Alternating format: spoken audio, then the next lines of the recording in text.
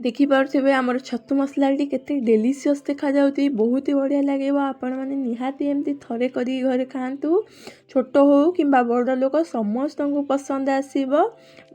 निहाती एमती करंतु भात सहित खाली साइड रे टिके छतु मसला आ कौन दरकार चलतु आम आज रेसिपी करवा छतु मसला मुझे किसी अदा किसी रसुण किसी गोटा धनिया गोटा जीरा को एमती तार गोटे पेस्ट बन नेबी कहीं गोटा धनिया गोटा जीरा आप नहीं पारे एमती गोटा ना यार पाउडर भी ऐड करें बढ़िया लगे ये कड़े एमती किसी सोरिष तेल नहीं जाइए किसी गोटा सोरिष दे जाइए छतु माने तो सोरिष बिना छतु पूरा अधूरा क्लियर दीटा पियाज को एमती काटिकी नहीं जाइए आपण मैंने छोट छोट एमती चॉप करके भी नहीं पारे चॉपर द्वारा मुझे तार पेस्ट रखी आम पेस्ट को ऐड करदे पूर्व मुझे काश्मीरी गुंड ऐड कर दूची कलरटा बहुत ही बढ़िया आसो देखा से ऐड कर देछि देखिपे सब पेस्ट को आम जो रखी बाटिकी ऐड करनवा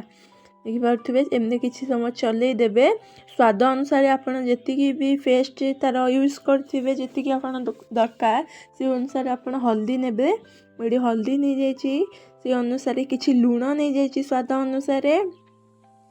अनुसार किसी चिकेन मसला ऐड कर देछि देखिपे चिकेन मसला किसी ऐड कर देछि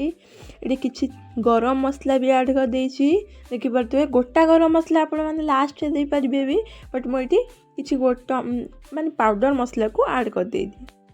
देखिपे तेल सब ऊपर को बाहरी आसला आमर मसला पूरा